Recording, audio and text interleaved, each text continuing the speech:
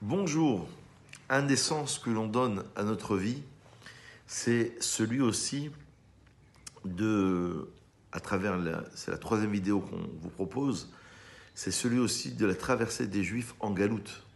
On avait expliqué dans les deux autres vidéos combien l'homme doit réfléchir sur sa vie, sur le sens. Je vous invite à revoir ces vidéos. Le sens qu'on donne à la vie, à travers les circonstances, à travers les événements, les épreuves, les difficultés que l'homme rencontre. Et bien, tout au long de sa vie, nous enseignait le Rav Dessler, le but était Minakoar el Apoel, Leotzi, la Metsiout qui nous est donnée, la réalité qui nous est donnée, c'est de sortir du potentiel à l'effectif. On a reçu un potentiel à la naissance, il va falloir l'exprimer. Si on ne l'exprime pas, eh bien Dieu va nous proposer certaines choses, des remises en cause, des réglages. Vous savez, sur l'iPhone, il y a des réglages de temps en temps, eh bien, des mises à jour de temps en temps, des introspections. Et on avait expliqué dans la deuxième vidéo combien la Torah était grande à travers la Torah et les mitzvot, parce que la Torah et les mitzvot, ce sont des rencontres que l'on va avoir avec nos familles, le Shabbat, avec la joie, Purim, avec la transmission et la parole, Pessah, avec Shavuot, c'est la réception d'une Torah qui a été forte, Rosh Hashanah et Kippour, la rencontre avec nous-mêmes, sur nos erreurs, sur nos difficultés. Donc c'est constamment une remise en cause. Ça, c'est le sens que l'on donne à notre vie. Sinon, qu'est-ce qui va se passer? On va être en décalage avec nous-mêmes et on va avoir un sentiment de ne pas être heureux et de ne pas être réalisé.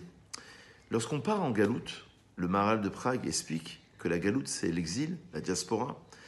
Et le grand Maharal de Prague au XVIIe siècle, il est mort en 1609, il nous explique qu'il y a trois formes de galoute. Il y a galoute agouf, anefesh, ve'adarat. Même d'après une certaine lecture, à Dibourg aussi. L'exil du corps, l'exil de l'âme, l'exil du savoir, du da'at, de la connaissance, la perception de ce qui est le bien du mal, le vrai du faux, et l'exil de la parole. Lorsque nous étions en Égypte, et les quatre exils successifs, donc la Babylonie, la Perse, la Grèce et Édom, celui dans lequel nous sommes actuellement, c'est parfois une perte d'identité. Donc si on veut rester en exil, il va falloir, si vous voulez, avoir une identité qui est extrêmement forte. Transmission très forte pour nos enfants, nos petits-enfants. Parce que justement, on risque de se perdre. D'où les écoles juives, d'où le Talmud Torah, d'où l'enseignement, d'où le combat contre l'ignorance. Le pire des combats, la pire chose, c'est l'ignorance. C'est pour ça que la Torah nous dit, et c'est écrit dans la Pirkei Avot, Maxime de nos pères, Talmud Torah Keneged Kulam. Il n'y a pas de plus forte chose que l'étude de la Torah.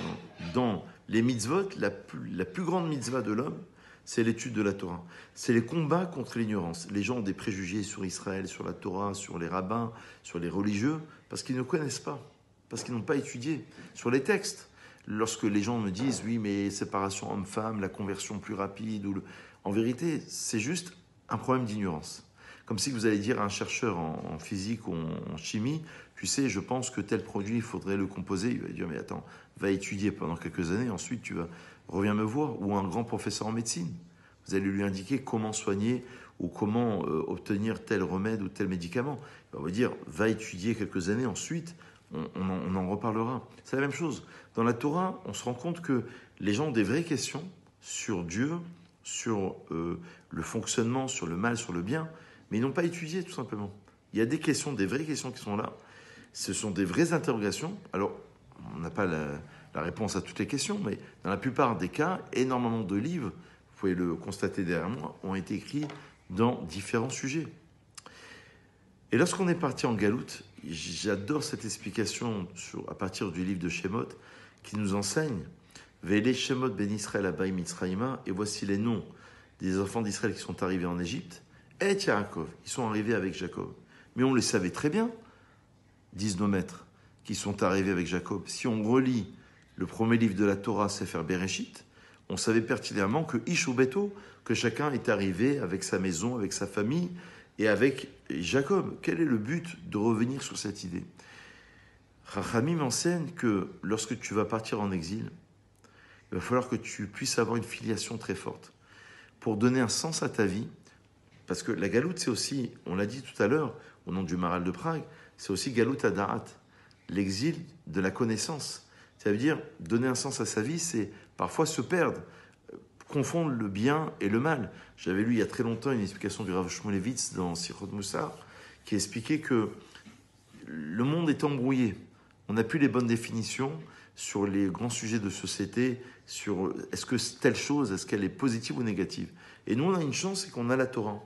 Et on a la halakha, un code de loi précis, en disant ça c'est bien, ça c'est moins bien. Ou ça c'est plutôt à éviter. Et si vous avez ces repères, vous ne pouvez pas vous perdre. C'est ça le but de la Torah et des mitzvot. Et lorsqu'on est en galoute, il y a aussi la filiation. Ils sont venus avec Yaakov, qu'il soit vivant ou mort. Eh bien, on a l'image du grand-père qui est là. Alors, nos grands-parents, c'est Abraham, Isaac et Yaakov, mais il y a aussi nos grands-parents physiques, vivants ou morts, qui sont là, qui nous accompagnent. Et on va dire à nos enfants, tu sais, moi je suis ton père, mais moi-même je suis le fils de mon père, et son père de son père. Et donc, ça veut dire qu'il y a une chelchelet à Kabbalah. Il y a une chaîne de transmission qui va nous honorer, qui va nous rendre plus nobles, qui va nous rendre plus dignes, qui va nous permettre de ne pas avoir juste un lien, si vous voulez, on va dire génétique, mais un lien filial, une filiation qui va honorer la famille et qu'on va essayer de transmettre à nos enfants en disant, tu